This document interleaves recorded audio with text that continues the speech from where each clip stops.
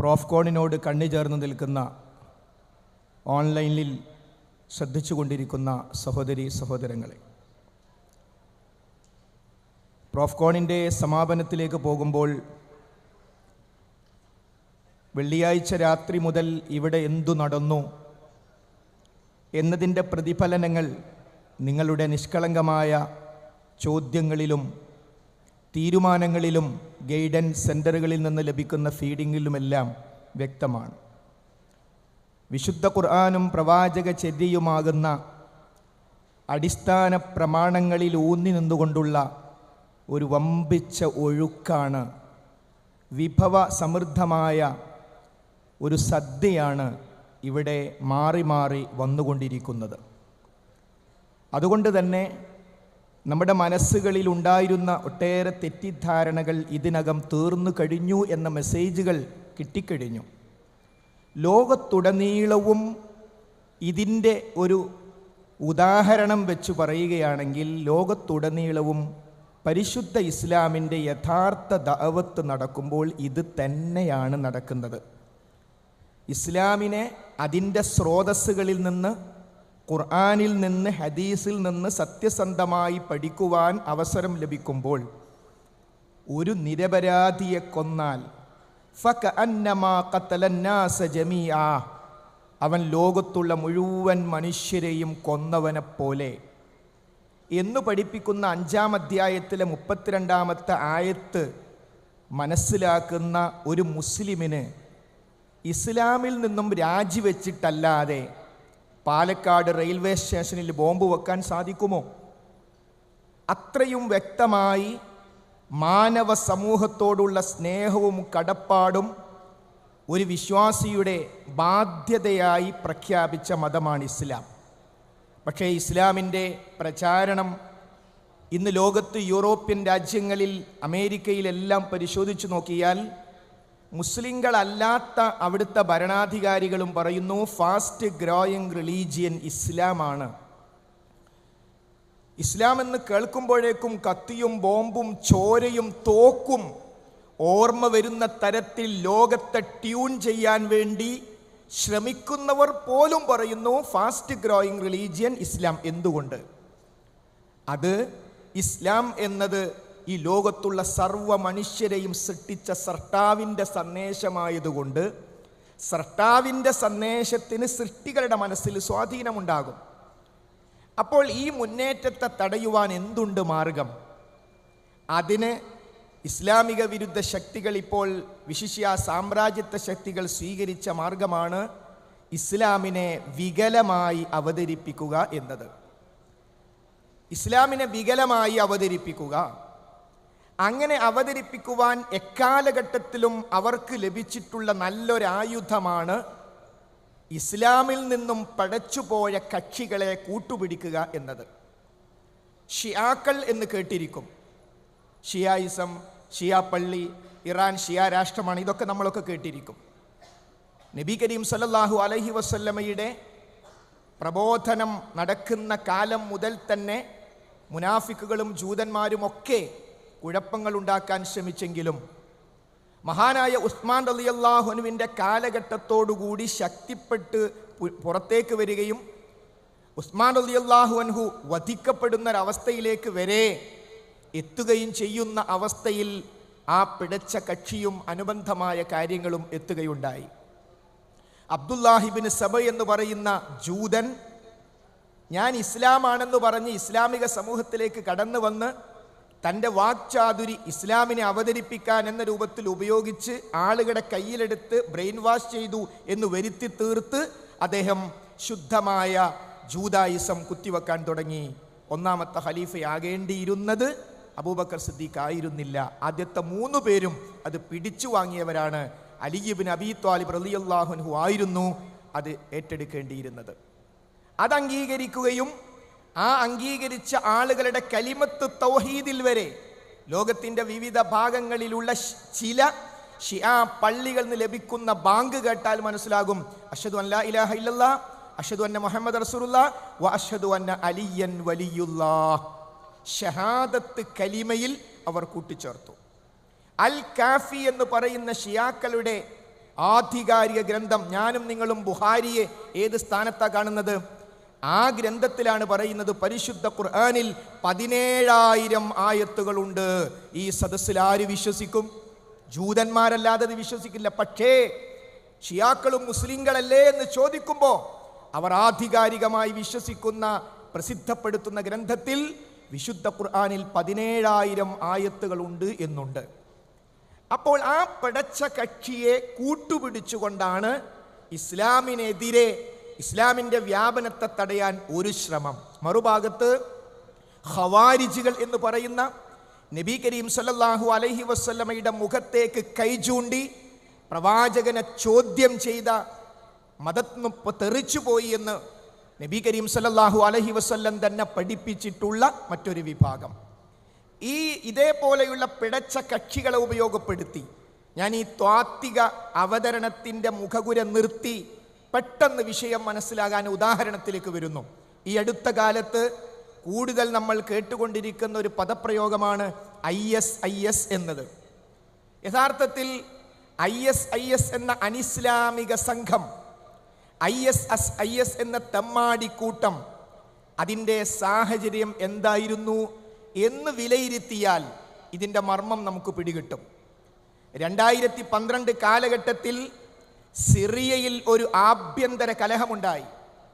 ആ ആഭ്യന്തര കലഹത്തിൽ ജബ്ഹത്തുൻ നുസ്ര എന്ന് പറയുന്ന കലഹത്തിൽ ഏർപ്പെട്ട ഒരു വിഭാഗത്തെ അമേരിക്ക ആയുധം നൽകി സഹായിച്ചു എന്ന് പറയുന്നത് അന്നത്തെ അമേരിക്കയുടെ ഡിഫൻസിൻ്റെയും ഇൻ്റലിജൻസിൻ്റെയും സംയുക്ത ഹെഡായിരുന്ന മൈക്കൽ ഫ്ലിം ആധികാരികമായിട്ടാണ് പറയുന്നത്. അപ്പോൾ ഇന്നും സിറിയയിൽ നിന്ന് ഉയർന്നുകൊണ്ടിരിക്കുന്ന പുകയുടെ പിന്നിൽ, സ്ഫോടനങ്ങളുടെ പിന്നിൽ, ചോരയുടെ പിന്നിൽ അമേരിക്കയുണ്ട് എന്ന് മൈക്കൽ ഫ്ലിം തന്നെ വ്യക്തമാക്കി.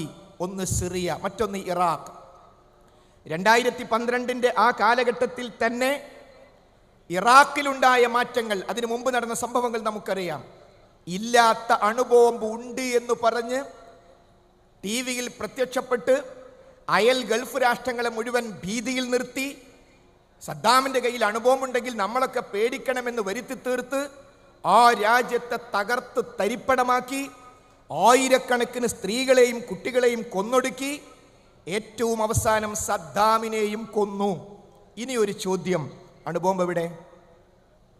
അണുബോംബ് എവിടെ എന്ന ചോദ്യത്തിന് മുഖത്ത് കൈവച്ച് ഉള്ളിലൊരു ചിരി കൊടുത്ത്, എന്താ അണുബോംബ്? മിഡിൽ ഈസ്റ്റിനെ തകർക്കാൻ, വളർന്നു വരുന്ന ഇറാഖിനെ തകർക്കാനുള്ള പദ്ധതിയല്ലേ എന്നാണ് ജോർജ് ബുഷിൻ്റെ മറുപടി. അപ്പോൾ അങ്ങനെയാണ് ഇറാഖ് IS ചേർത്തുണ്ടാക്കി 2 രാഷ്ട്രങ്ങളുടെ കാര്യമാണ് പറയുന്നത്. ആ ഇറാഖിലെ ആയിരക്കണക്കിന് യുവാക്കൾ ജയിലുകളിലായി. ആ ജയിലുകളിൽ അവർക്ക് എന്താ പണി? ജയിലിൽ കിട്ടുന്ന ഭക്ഷണം കഴിക്കുന്ന ബാക്കി മുഴുവൻ സമയവും ബാക്കിയാണ്. അവിടെ അതിശക്തമായ വികാരം അമേരിക്കക്കെതിരെ വന്നു. ഇറാഖിലെ ജനത മുഴുവനും റോട്ടിലിറങ്ങി അമേരിക്കൻ പട്ടാളത്തെ തുരത്തുമെന്ന ഇന്റലിജൻസ് റിപ്പോർട്ട് കിട്ടിയപ്പോൾ ആ വികാരത്തെ തിരിച്ചുവിടാൻ എന്തു മാർഗം? അവിടെയും സ്വീകരിച്ചത് പടച്ച പക്ഷികളുമായി ബന്ധപ്പെട്ട് സ്വീകരിക്കുന്ന അതേ നിലപാട് തന്നെ. ജോർദാനിൽ സർക്കാവി എന്ന് പറയുന്ന ജമാഅത്തു തൗഹീദ് വൽ ജിഹാദ് എന്ന സംഘടനയ്ക്ക് നേതൃത്വം നൽകുന്ന അൽ ഖായിദയുടെ മിലിറ്ററി ക്യാമ്പിന് അഫ്ഗാനിസ്ഥാനിൽ നേതൃത്വം നൽകിയ ആ വ്യക്തിക്ക് ഇറാഖിൽ അദ്ദേഹത്തിൻ്റെ സംഘടന വളർത്താനുള്ള സാഹചര്യം ഒരുക്കി കൊടുത്തു. അപ്പോൾ അസംഘടിതമായി നിൽക്കുന്ന ഈ യുവാക്കളുടെ വികാരത്തെ മുഴുവനും ഇദ്ദേഹത്തിൻ്റെ സംഘടനയിലേക്ക് ജനങ്ങൾ ഒഴുകിക്കൂടി. എന്നിട്ട് പറഞ്ഞു, എന്താ സംശയം? അമേരിക്കയെ പാഠം പഠിപ്പിക്കണം, ഇസ്രായേലിനെ പാഠം പഠിപ്പിക്കണം. ആവേശം കൂടി. ഒരു രക്ഷകൻ വന്നല്ലോ. ഒരൊറ്റ വർഷം കഴിഞ്ഞ് 2013 ആകുമ്പോഴേക്കും പറഞ്ഞു, നമുക്ക് ഉസാമ ബിൻ ലാദനിൽ നമുക്ക് ബൈഅത്ത് ചെയ്യാം. നേരെ ഉസാമ ബിൻ ലാദൻ്റെ അടുത്ത് കൊണ്ടു കൊടുത്തു. അതിൻ്റെ അടുത്ത സ്റ്റെപ്പിലാണ് IS-ലേക്കുള്ള വരവ് വരുന്നത്. ശരി, നമുക്ക് അമേരിക്കയെ ശരിയാക്കണം, സംശയമില്ല. ഇസ്രായേലിനെ ശരിയാക്കണം, സംശയമില്ല. പക്ഷെ ആര് ശരിയാക്കും? ഇവിടെ ഇസ്ലാമുണ്ടോ? ആകെ കൊട്ടാര ഭരണല്ലേ ഇവിടെ നടക്കുന്നത്. സൗദിൻ്റെ സ്ഥിതി എന്താ? കുവൈത്തിൻ്റെ സ്ഥിതി എന്താ? ഇസ്ലാമിക രാജ്യങ്ങളെല്ലാം രാജഭരണമായിട്ട് കൂടുകയാണ്. നമുക്കൊരു കാര്യം ചെയ്യാം, പടച്ചോന്റെ സഹായം ഉണ്ടാവും, നമുക്കൊരു ഖിലാഫത്ത് ഉണ്ടാക്കാം. അങ്ങനെ അവർ ഒരു ഖിലാഫത്ത് പ്രഖ്യാപിച്ചു. അതാണ് ISIS, ഇസ്ലാമിക് സ്റ്റേറ്റ്സ് എന്ന് പറഞ്ഞുകൊണ്ട് അവർ ഒരു ഖിലാഫത്ത് പ്രഖ്യാപിച്ചു. ആ ഖിലാഫത്ത് പ്രഖ്യാപിക്കുമ്പോൾ പറഞ്ഞു, അങ്ങനെ ഒരു ഖിലാഫത്ത് ലോകത്ത് വന്നാൽ മറ്റെല്ലാ മുസ്ലിങ്ങളും മുസ്ലിം രാജ്യങ്ങളും ആ ഖിലാഫത്തിനെ അംഗീകരിച്ചു കൊള്ളണം. ഈ വ്യാജ ഖിലാഫത്തിനെ ആരംഗീകരിക്കാൻ? ആരും അംഗീകരിച്ചില്ല. ഉടൻ വീണ്ടും ക്ലാസുകൾ കൊടുത്തു. കണ്ടോ, ഖിലാഫത്ത് വന്നിട്ട് അംഗീകരിച്ചോ? അതുകൊണ്ട് ഈ ഖിലാഫത്ത് അംഗീകരിക്കാത്തവർ മുഴുവൻ കാഫറുകളാണ്. ഉള്ളിലുള്ള കാഫറിനെ ശരിയാക്കിയിട്ട് പുറത്തുള്ള കാഫറിനെ നോക്കിയാൽ മതി. അപ്പോൾ മുഖ്യ ശത്രു ആരായി? മുസ്ലിങ്ങളായി. അമേരിക്ക പൊട്ടിച്ചിരിച്ചു, ഹാ പദ്ധതി വിജയിച്ചിരിക്കുന്നു. എന്നിട്ട് IS കാണിക്കുന്ന ക്രൂരമായ പ്രവർത്തനങ്ങൾ, IS മുസ്ലിം പേരുള്ളവർ മുസ്ലിങ്ങളെ തന്നെ കൊന്നൊടുക്കുന്നു. ആ വീഡിയോ എടുത്തിട്ട് കണ്ടോ, ഇസ്ലാം കണ്ടോ? ഒരു മുടക്കുമില്ല, ഒരു വീഡിയോ കൊടുക്കേണ്ട മുടക്ക് മാത്രമേ ഉള്ളൂ. ഇത്തരത്തിലുള്ള ഒരു ശക്തമായ പ്ലാനിങ് നടക്കുന്നു. ഇനി ISുമായി ബന്ധപ്പെട്ട് മാത്രം നോക്കിയാൽ, ബുക്ക ജയിലിൽ നിന്ന് അബൂബക്കർ ബാഗ്ദാദി എന്ന കൊലയാളി പുറത്തേക്ക് ഇറങ്ങിപ്പോരുമ്പോൾ അമേരിക്കയുടെ 7 സൈനിക ചെക്ക് പോസ്റ്റുകൾ കടന്നാ പോരുന്നത്. എന്തേ ഒരു സ്ഥലത്ത് വെച്ചു അമേരിക്ക തടഞ്ഞില്ല? അമേരിക്ക ISനെതിരാണെങ്കിൽ, തീവ്രവാദത്തിനെതിരാണെങ്കിൽ എന്തുകൊണ്ട് തടഞ്ഞില്ല? എന്തുകൊണ്ട് ഇസ്രായേലിലേക്ക് IS ഇതുവരെ ഒരു സാധാരണ പടക്കം പോലും അയച്ചില്ല? ഈ ചോദ്യങ്ങളെല്ലാം നിലനിൽക്കുന്നു. IS പ്രഖ്യാപിച്ചപ്പോൾ ലോകത്തെ ഏതെങ്കിലും അഹ്ലുസുന്നത്തി വൽ ജമാ അംഗീകരിക്കുന്ന ലോകത്തിലെ ഏതെങ്കിലും ഒരു പണ്ഡിതനെങ്കിലും അത് അംഗീകരിച്ചോ? ഇല്ല. ലോകത്തുള്ള ഏതെങ്കിലും രാഷ്ട്രങ്ങൾ അംഗീകരിച്ചോ? ഇല്ല. ലോകത്തുള്ള ആധികാരികമായ ഏതെങ്കിലും മുസ്ലിം സംഘടനകൾ അംഗീകരിച്ചോ? ഇല്ല. മുസ്ലിം ലോകം ഒന്നടങ്കം തള്ളിപ്പറഞ്ഞു. ലോകത്ത് തന്നെ ആധികാരികമായ പണ്ഡിത സംഘടനയെക്കുറിച്ച് ആര് പറയുമ്പോഴും ആദ്യം പറയുന്ന സൗദി അറേബ്യയിലെ ലജ്ന ഔദ്യോഗികമായി IS എന്ന് പറഞ്ഞാൽ പ്രവാചകൻ സല്ലല്ലാഹു അലൈഹി വസല്ലം മുന്നറിയിപ്പ് നൽകിയ ഖവാരിജുകളുടെ ബാക്കിയാണെന്ന് മാത്രമല്ല, ആ ഫത്വയിൽ അവർ ഇത്ര കൂടി പറഞ്ഞു, പ്രവാചകൻ പറഞ്ഞിട്ടുണ്ട്, ആ ഖവാരിജുകളെ എവിടെ വെച്ച് കണ്ടാലും നിങ്ങൾക്ക് കൊല്ലാം, കൊന്നാൽ നിങ്ങൾക്ക് പ്രതിഫലം കിട്ടും.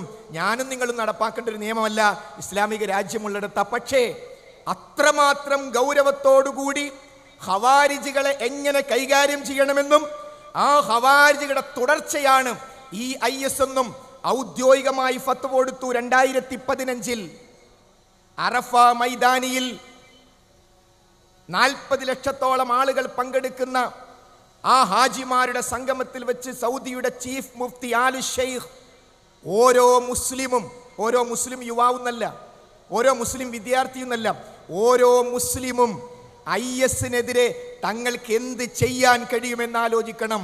ലോകത്തെ മുസ്ലിമീങ്ങളെ മുഴുവനും ISനെതിരെ തിരിച്ചുവിട്ടു.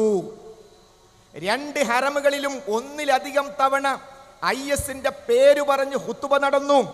പക്ഷേ ഈ പ്രോഫ് കോഡിൽ പങ്കെടുക്കുന്ന ഞാനും നിങ്ങളും എത്ര പേർ ആ വാർത്ത ചാനലിൽ കണ്ടു? ആ വാർത്ത പത്രങ്ങളിലൂടെ നമ്മൾ എത്ര പേർ വായിച്ചു? കാരണം ഞാനും നിങ്ങളും എന്ത് വായിക്കണമെന്ന് തീരുമാനിക്കുന്നത് മീഡിയ ആണ്. ആ മീഡിയയെ നിയന്ത്രിക്കുന്നത് സാമ്രാജ്യത്വ ശക്തികളാണ്. അതുകൊണ്ടാണ് 40 ലക്ഷത്തോട് സംസാരിച്ച കാര്യം ഞാനും നിങ്ങളും അറിയാതെ പോയി. നമ്മുടെ നാട്ടിലുള്ള ബഹുമാന്യരായ മറ്റു മതസ്ഥരും അറിയാതെ പോയി. അറിഞ്ഞാൽ അവർ പറയും, ഇത്രമാത്രം അപകടമാണ് IS എന്നും മക്കേന്നല്ലേ പറഞ്ഞത്, പിന്നെ IS വെച്ച് ഇസ്ലാമിനെ പരിചയപ്പെടുത്താൻ പറ്റുമോ? ഇല്ല. അതുകൊണ്ടാണ് ഈ പ്രോഫ്കോൺ സംഘടിപ്പിക്കുന്ന മുജാഹിദ് സ്റ്റുഡൻസ് മൂവ്മെന്റ് 2015 അറഫ പ്രസംഗം കളറിൽ പ്രിന്റ് ചെയ്ത് കേരളത്തിലെ ഗ്രാമാന്തരങ്ങളിൽ ആലു ഷെയ്ഖിന്റെ ഫത്വ എത്തിച്ചു കൊടുത്തു. കാരണം കേരളത്തിൽ ലോകത്തിന് മാതൃകയാകുന്ന പ്രവർത്തനങ്ങൾ നടക്കുന്ന ഒരു സംസ്ഥാനമാണ് കേരളം. അപ്പം അതുകൊണ്ട് തന്നെ ഈ കാര്യങ്ങൾ നമ്മൾ കൃത്യമായി മനസ്സിലാക്കേണ്ടതുണ്ട്. ISന്റെ ഇസ്ലാം അല്ലെന്ന് പറയാൻ ക്യാമ്പസിൽ നിങ്ങൾക്ക് ഏതൊരു വിദ്യാർത്ഥിയോട് മനസ്സിലാക്കി കൊടുക്കാൻ ഒരൊറ്റ ചോദ്യം: ഒരു യഥാർത്ഥ ഹൈന്ദവൻ ശബരിമലയിൽ ചെന്ന് ചാവേറാകുമോ? ഒരു യഥാർത്ഥ ക്രൈസ്തവൻ വത്തിക്കാനിൽ ചെന്ന് ചാവേറാകുമോ? വേണ്ട, ഒരു സാധാരണ ക്ഷേത്രത്തിലോ പള്ളിയിലോ. എന്നാൽ ഈ 2016 നോമ്പിന് റമദാൻ മാസത്തിലെ അവസാനത്തെ 10 26 വയസ്സുള്ള ISന്റെ പ്രവർത്തകൻ മദീന പള്ളിയിലേക്ക് ചാവേറാകാൻ വരുമ്പോൾ പള്ളിയിലേക്ക് കയറാൻ സമ്മതിക്കാതെ 4 പോലീസുകാർ തടഞ്ഞു നിർത്തി. സ്ഫോടനം അവിടെ നടന്നു. 4 പേർ ഷഹീദായി. അള്ളാഹു അവർക്ക് പ്രതിഫലം നൽകി അനുഗ്രഹിക്കുമാറാകട്ടെ. എവിടേക്കാ ചാവേറാകാൻ വന്നത്? മദീന പള്ളിക്കുള്ളിൽ.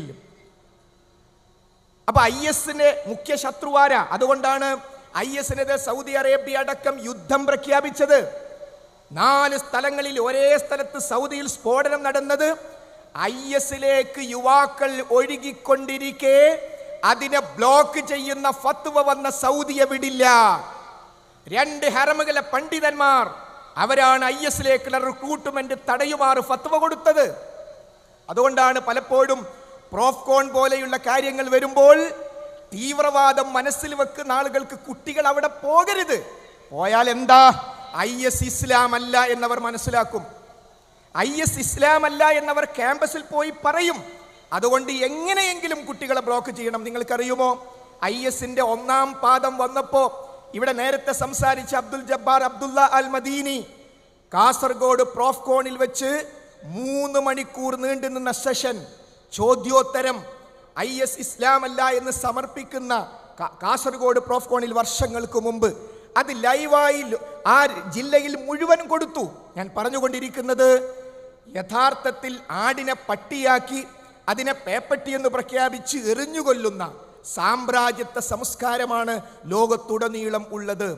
അതുകൊണ്ട് തന്നെ ഓരോ മുസ്ലിമും IS-നെതിരെയുള്ള ശക്തമായ നിലപാട് സ്വീകരിക്കണം. അതിൻ്റെ ഏറ്റവും നല്ല ഉദാഹരണമാണ് ഡോക്ടർ ജാക്കിർ നായിക്കിന്റെ തീവ്രവാദം. എന്താ ഡോക്ടർ ജാക്കിർ നായിക്ക് ഇന്ത്യയിൽ കാണിച്ച തീവ്രവാദം? എന്താ?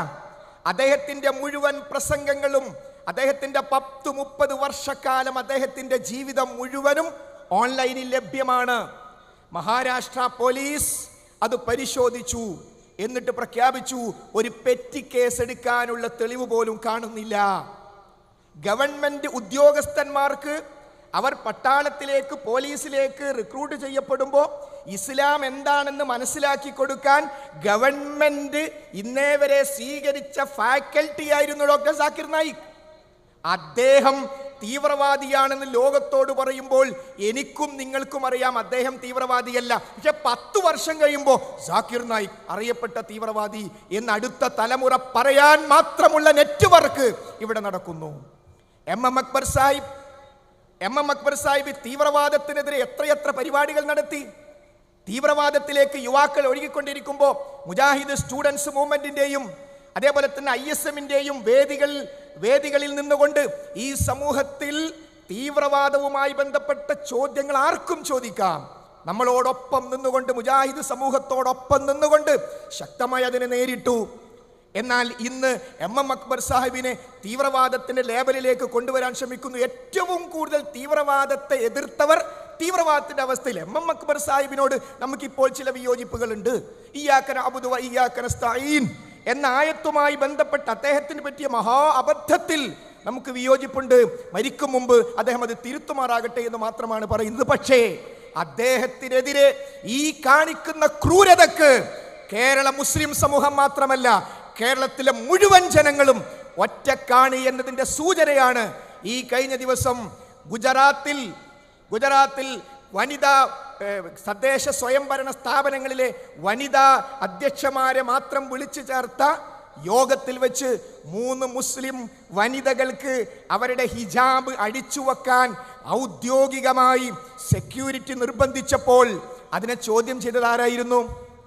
അതിനെ ചോദ്യം ചെയ്തത് പർദ്ദയിട്ട് വന്ന ഒരു സ്ത്രീ മാത്രമല്ല, കേരളത്തിലെ UDF-ന്റെയും LDF-ന്റെയും മുസ്ലിങ്ങളല്ലാത്ത എല്ലാവരും ഒന്നിച്ചു ചേർന്ന് ഞങ്ങൾ കേരളക്കാർ, ഞങ്ങൾ ഇന്ത്യക്കാർ, ഇന്ത്യയുടെ ഭരണഘടനയ്ക്കെതിരായി, ഇവിടുത്തെ മൗലികാവകാശത്തിനെതിരായി ഈ മഫ്ത അയിപ്പിച്ചത് ശരിയല്ല. അപ്പോൾ അതൊരു മുസ്ലിം പ്രശ്നമല്ല. പർദ്ദ അയിപ്പിച്ചത് ഒരു മുസ്ലിം പ്രശ്നമല്ല, അത് ഇന്ത്യയുടെ പ്രശ്നമാണ്. ഇഷ്ടമുള്ള മതം സ്വീകരിക്കാൻ, അത് ആചരിക്കാൻ, അത് പ്രചരിപ്പിക്കുവാനുള്ള സ്വാതന്ത്ര്യം ഈ രാജ്യത്തുണ്ട്. ആ സ്വാതന്ത്ര്യത്തിനെതിരെയുള്ള അതിശക്തമായ കയ്യേറ്റത്തെ ഇവിടുത്തെ ഹൈന്ദവ ക്രൈസ്തവ സമൂഹം ഒന്നിച്ചു നേരിട്ടു. ഇന്ത്യയിലെ പല ഭാഗത്തും ഫാഷിസ്റ്റ് ആശയമുള്ള അധികാരത്തിലേക്ക് വരുന്നു. പേടിക്കേണ്ടതില്ല. അതൊക്കെ ചിലപ്പോൾ വരുന്ന ചില കാര്യങ്ങൾ മാത്രം. ഈ രാജ്യത്ത് മതേതര ശക്തിയുടെ അതിശക്തമായ വളർച്ചയുണ്ട്. ആ സൂചനകളാണ് നമ്മുടെ നാട്ടിൽ നടക്കുന്ന വ്യത്യസ്തമായ സംഭവങ്ങളിലൂടെ നമുക്ക് ബോധ്യമാകുന്നത്. അതുകൊണ്ട് തന്നെ ഇത്തരം വിഷയങ്ങളെ നമ്മളെങ്ങനെ നേരിടണം എന്നതും നാം മനസ്സിലാക്കേണ്ടതുണ്ട്. ജനാധിപത്യം, മതേതരത്വം പോലെയുള്ള കാര്യങ്ങൾ അത് ഇന്ത്യയിൽ ഒരു മുസ്ലിമിന് അംഗീകരിക്കാൻ പറ്റില്ല. അത് ഇസ്ലാമിക വിരുദ്ധമാണ് എന്ന് സ്വാതന്ത്ര്യ സമര കാലഘട്ടത്തിൽ ചിലർ പറഞ്ഞിരുന്നു. അന്ന് മൗലാന അബുൽ കലാം ആസാദ് അടക്കം ഖുർആനും ഹദീസും ഓതി കേരളത്തിലെ KM മൗലവിയും വക്കം മൗലവിയും അടക്കം അതിന് മറുപടിയും കൊടുത്തിരുന്നു. അത്തരം ചവറ്റുകൊട്ടയിലേക്ക് പോയ തെറ്റായ വാദങ്ങളെ പൊടി തട്ടിയെടുത്ത് ആര് അവതരിപ്പിച്ചാലും അവരോട് നമുക്ക് പറയാനുണ്ട്, ഇന്ത്യയിൽ മുസ്ലിങ്ങൾ സ്വീകരിക്കേണ്ട നിലപാട് ലാ യൻഹാകുമുല്ലാഹു അനില്ലദീന ലം യുഖാതിലൂകും ഫിദ്ദീനി വലം യുഖ്രിജൂകും മിൻ ദിയാരികും അൻ തബറൂഹും വതുഖ്സിതു ഇലൈഹിം ഇന്നല്ലാഹ യുഹിബ്ബുൽ മുഖ്സിതീൻ. മതത്തിന്റെ പേരിൽ നിങ്ങളോട് യുദ്ധം ചെയ്യാത്ത, നിങ്ങളുടെ കിടപ്പാടങ്ങളിൽ നിങ്ങളെ പുറത്താക്കാത്തവരുമായി നിങ്ങൾ നീതിപൂർവം വർത്തിക്കുക, അവരോട് നിങ്ങൾ നന്മ ചെയ്യുക. അള്ളാഹു നീതിമാന്മാരെ ഇഷ്ടപ്പെടുന്നു. ഇന്ത്യയിലുള്ള ബഹുഭൂരിപക്ഷം വരുന്ന മുസ്ലിങ്ങൾ അല്ലാത്തവർ മുസ്ലിങ്ങളെ കൊല്ലണമെന്ന അഭിപ്രായമില്ല. മുസ്ലിങ്ങൾ അവരുടെ വീട്ടിൽ നിന്ന് പുറത്തു പോകണമെന്നും അഭിപ്രായമില്ല. അവരോട് നന്മ ചെയ്യണം, അവരോട് നീതിപൂർവകമായി വർത്തിക്കണം. ആ അടിസ്ഥാനത്തിലാണ് സ്വാതന്ത്ര്യ സമരത്തിൽ നാം പങ്കെടുത്തത്. സ്വർഗം കിട്ടാനും രാജ്യത്തിന് സ്വാതന്ത്ര്യം കിട്ടുവാനും. അതേപോലെയുള്ള മതേതര ശക്തികളുടെ ശക്തമായ നിലനിൽപ്പ് ഇവിടെ ആവശ്യമാണ്. ഇഷ്ടമുള്ള മതം സ്വീകരിക്കാനും ആചരിക്കാനും അത് പ്രചരിപ്പിക്കുവാനുള്ള സ്വാതന്ത്ര്യം അനുവദിച്ച ഭരണഘടനയുടെ കീഴിലുള്ള ജനാധിപത്യമായി ഇവിടെ ഉള്ളത്. മുസ്ലിങ്ങൾ നിസ്കരിക്കണോ നിസ്കരിക്കേണ്ടതുള്ള വോട്ടിംഗ് പാർലമെന്റിൽ നടക്കില്ല.